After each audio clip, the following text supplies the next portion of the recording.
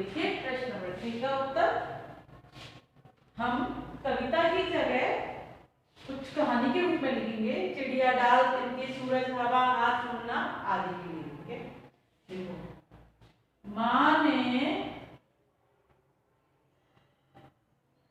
ठंडी हवा आने के लिए,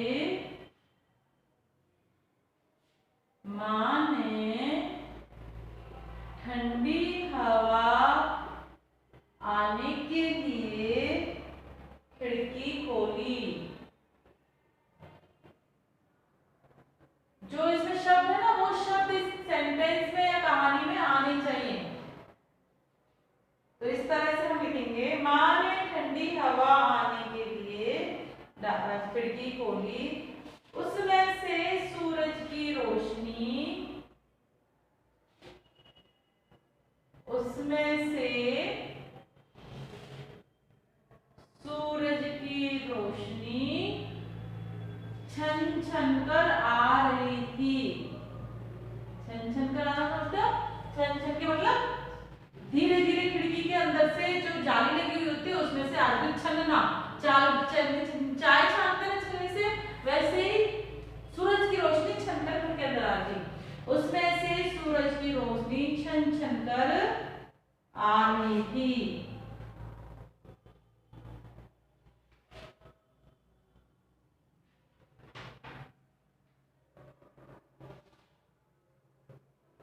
खिड़की खुलते ही चिड़िया अंदर आ गई। खिड़की खुलते ही चिड़िया अंदर आ गई और अपना घोंसला बनाने के लिए, और अपना घोंसला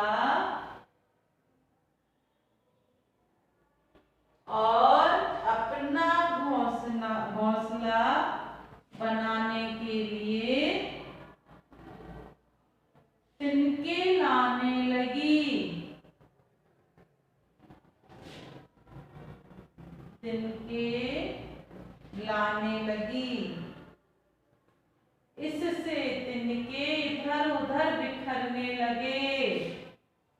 इससे तिनके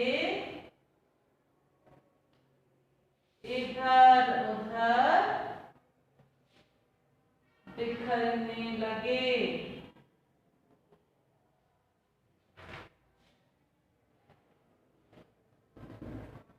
माँ परेशान होकर चिड़ियों को भगाने लगी।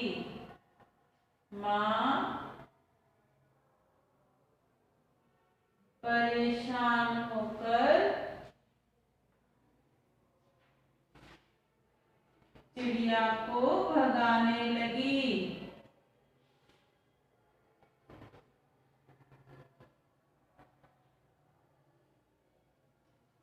माँ परेशान होकर चिड़िया को भगाने लगी।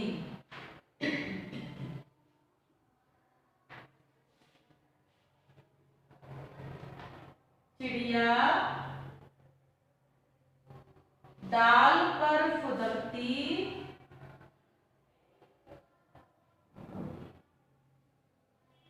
चिड़िया डाल पर फुदकती फिर वापस आ जाती।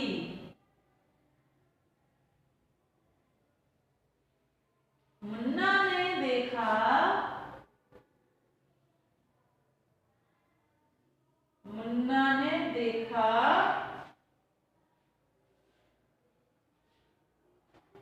तो बहुत खुश हुआ। मुन्ना ने देखा तो बहुत खुश हुआ।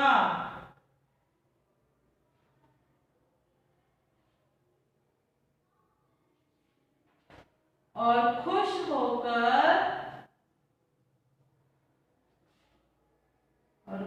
होकर दोनों हाथों से तालियां बजाने लगा। दोनों हाथों से तालियां बजाने लगा।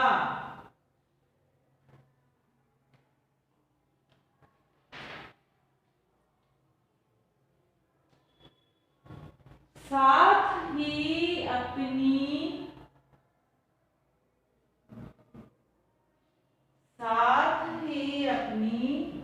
तोतली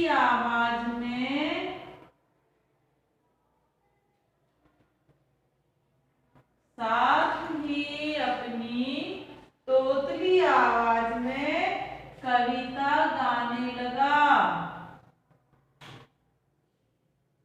कविता गाने लगा। चिड़िया आई, चिड़िया आई, चिड़िया आई, चिड़िया आई,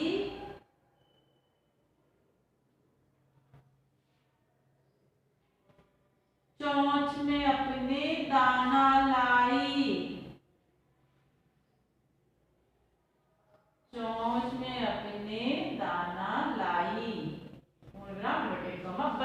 देखो ये जो प्रश्न है, इस प्रश्न में जो शब्द दिए गए उन शब्दों से हमें एक कहानी लिखनी थी या कविता लिखनी थी। हमने कहानी लिखी, इसमें कौन कौन से शब्द आए? चिड़िया आई।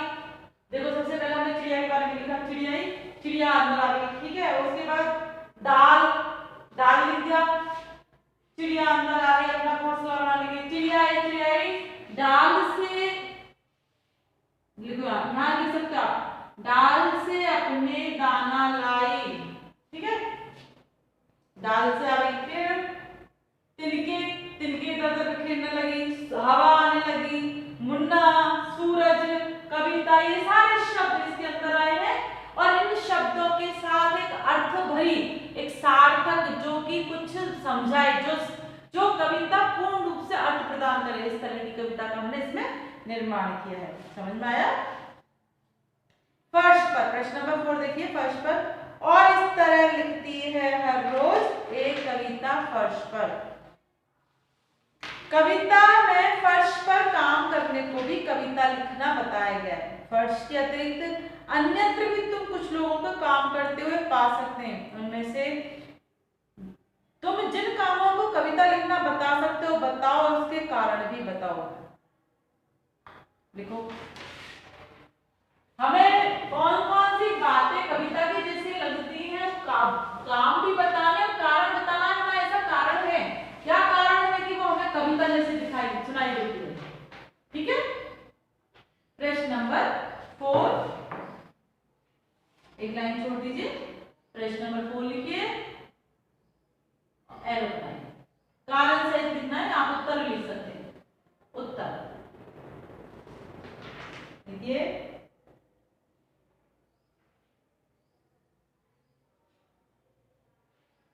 नंबर 1, बर्तन मांजना।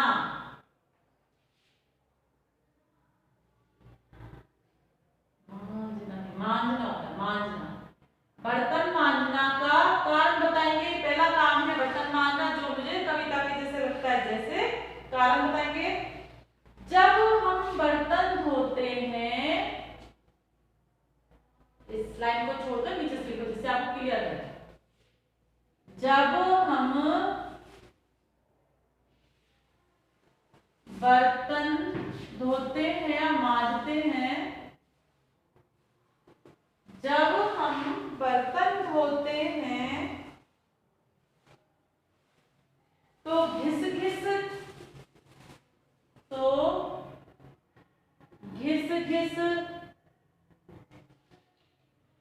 टन टन टनाटन,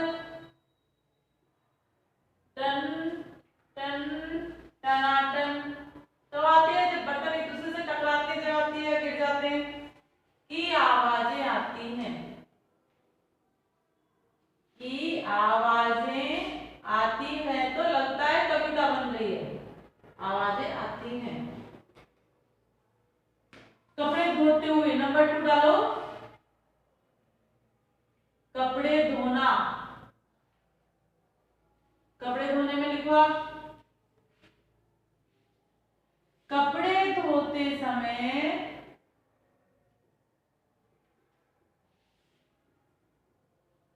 कपड़े धोते समय ब्रश से घिसने से ब्रश से घिसने से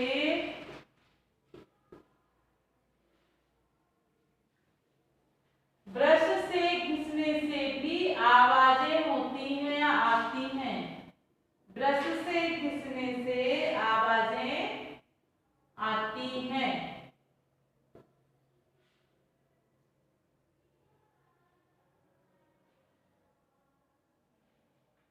थपक थपक के धोते ना, थपकों से कूट कूट के धोते। तो लिखो थापी, थापी है ना थपकना या कूटना, और थापी की थप थप ठक ठक। आप कपड़ा किसी पत्थर लकड़ी से कूटते तो ठक ठक की आवाज आती है। थापी की थप थप में संगीत सुनाई देता है। संगीत सुनाई देता है। समझ रहे आप? अब देखिए प्रश्न नंबर 5, बच्चे और फर्श। लिख लीजिए। बच्चे फर्श पर अपनी मर्जी से तो उन्हें अच्छा काम लगता है वो काम करते हैं। उसमें कभी कभी फर्श को तो कभी कभी बच्चों को भी नुकसान उठाना पड़ता है। नंबर के पता करो बच्चों द्वारा फर्श पर क्या क्या करने से उन्हें नुकसान होता है, उसकी सूची बनाओ। बच्चों के किन किन कामों से फर्श को नुकसान होता है, दोनों का बताना है। फर्श को किस बात का नुकसान होता है और बच्चों को किसका कैसे नुकसान होता है। ठीक है ना? प्रश्न नंबर 5 लिखिए।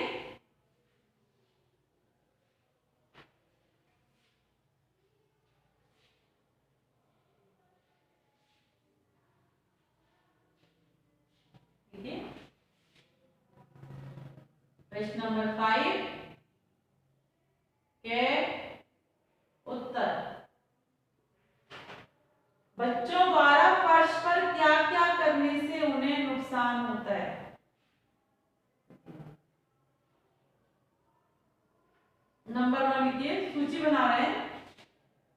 जोर जोर से कूदते हैं। ऐसे क्लियर लिखो। क्या उत्तर?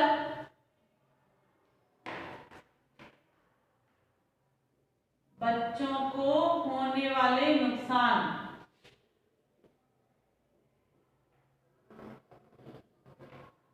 बच्चों को फर्श से होने वाले नुकसान है। बच्चों को होने वाले नुकसान। नंबर 1 सूची बनाने के लिए बोला है ना। जोर जोर से कूदते हैं। जोर जोर से कूदते हैं तो उन्हें चोट लगने का डर रहता है। तो उन्हें चोट लगने का डर रहता है। देखो मैंने आपको पहले भी समझाया ना, कभी भी जब डे और ढे से शब्द की शुरुआत करते हैं तो नुक्ता नहीं लगाते। क्लियर? सिखाया ना। देखो डर में हमने नुक्ता नहीं लगाया ना। कभी भी शब्द की शुरुआत करते हैं तो नुक्ता नहीं लगाते। इन चीजों का विशेष ध्यान रखा करो जब आप हिंदी लिखें। क्लियर? तो जोर जोर से बच्चे कूदते हैं तो उन्हें चोट लगने का डर रहता है। किससे? फर्श से।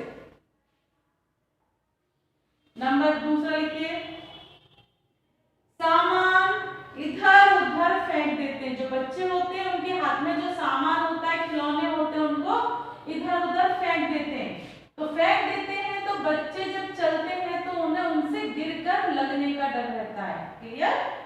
सामान इधर उधर फेंक देते हैं जिससे वे गिर सकते हैं। वे कौन? बच्चे।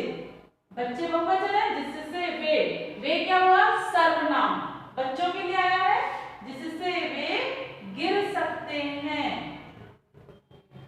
गिर सकते हैं।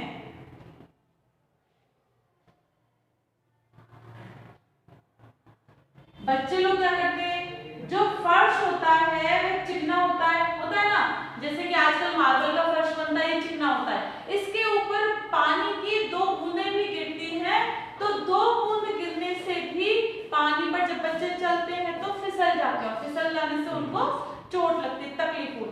बात हम इसमें फिर से लिखेंगे। देखिए लिखिए, चिकने फर्श पर, आप फर्श जब मार्बल का होता है तो उसको चिकना फर्श बोलते हैं। चिकने फर्श पर पानी गिरा देते हैं। कौन गिरा देते हैं? बच्चे पानी गिरा देते हैं। तो उससे क्या होता है? उनसे वे गिर जाते हैं, चोट लग जाती है। गिरा देते हैं और इस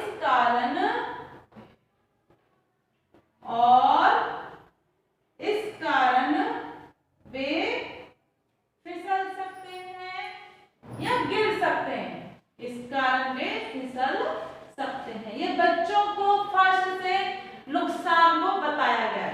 प्रश्न नंबर 6, अब फर्श से, अभी तो आपने बच्चों का नुकसान बताया, बच्चों का नुकसान। प्रश्न नंबर 6 है, बच्चों को क्या नुकसान हो सकता है? बच्चों का नुकसान हो गया। 6 नंबर है, फर्श को बच्चे क्या नुकसान हो सकते हैं? फर्श पर क्या करते हैं बच्चे की नुकसान हो जाए? तो इस तरह से फर्श के नुकसान को बताते हैं। लिखो, इसको हम डायरेक्ट लिख लेंगे। लिखिए,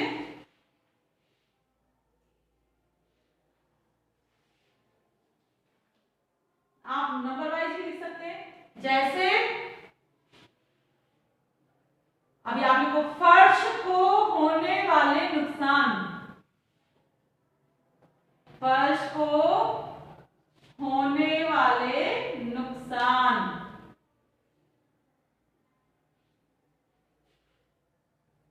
नंबर 1, बच्चे लोग क्या करते हैं? फर्श पर नुकीली जो चीज होती है ना, उसको घसीटते हैं, उससे उस फर्श पर निशान पड़ जाते हैं, लकीर के निशान पड़ जाते हैं। देखिए, बच्चे फर्श पर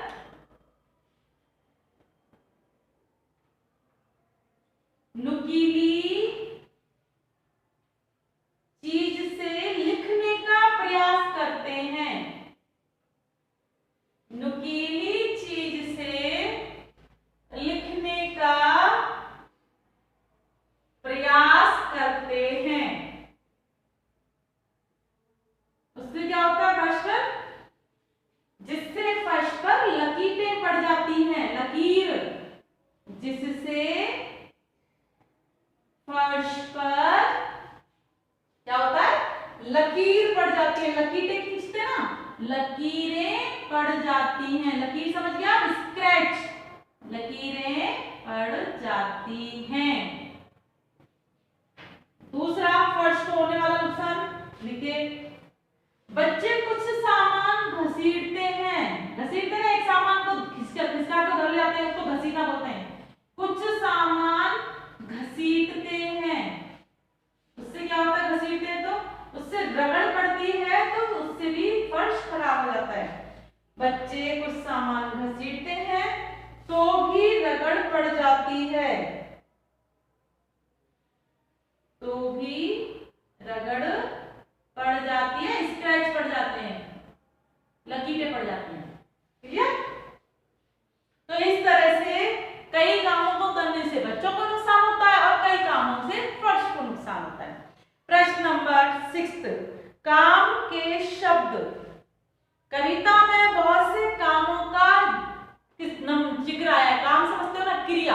काम वाले शब्दों को क्या बोलते हैं? क्रिया, वर्ब बोलते हैं। जैसे बीनना, बिखेरना, सजाना, उतारना, समेटना आदि इन्हें क्रियाएं कहते हैं। जैसे कुछ शब्द दिए गए हैं, उचित क्रिया के साथ लिखो। समझ में आया आपको? जब किसी का भी, चाहे नॉन लिविंग थिंग कुछ भी हो, जिनके द्वारा कोई भी काम किया जाए, जैसे अभी मेरे द्वारा बोला जा रहा है, हाथों को हिलाया जा रहा है, आंखों से एक्सप्रेशन किया जा रहा है, आप लोगों के द्वारा सुना जा रहा है, आप लोग भी बोलते सुनते, खाना पीना, रहना, पंखे का चलना, टीवी चलना, ये सब क्रियाएं हैं। क्या है? क्रिया। जिस काम को करने से किसी शब्द का होने का पता लगता है, उसे क्रिया कहते हैं। क्लियर? तो ये वर्ब है। अब इस वर्ब को हम उचित क्रियाओं के साथ लिखेंगे। ये वर्ब दिए गए हैं, उचित क्रिया के साथ लिखो। पानी, पानी क्रिया है क्या? पानी क्या है? संज्ञा है। टोकरी संज्ञा है। बस्ता संज्ञा है। चावल संज्ञा है। जिनका नाम होता है, नाम वाले शब्दों को संज्ञा कहते हैं। और नीचे आपकी क्रियाएं दी गई हैं, बीनना, उतारना, बिखेरना, समेटना,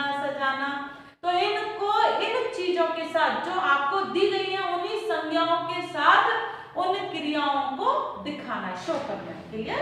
बहुत बड़ा प्रश्न है, छोटा सा है। इस तरह से प्रश्न नंबर 5 और आखिरी आपके इस चैप्टर का लिखिए। प्रश्न नंबर 5, प्रश्न नंबर 5 देखिए, आप लिखिए। समझ गए ना? अब ये सामान आप इसको लिस्ट में लिख लीजिएगा, पानी, टोकरी, बस्ता, चावल, हथेली, रंग, जूते, और ये जो क्रियाएं हैं इनको साथ में लिखिए। कैट है गै डालकर क्रियाओं को साथ में ही हम लिख लेंगे, अलग से लिखने की आवश्यकता नहीं है।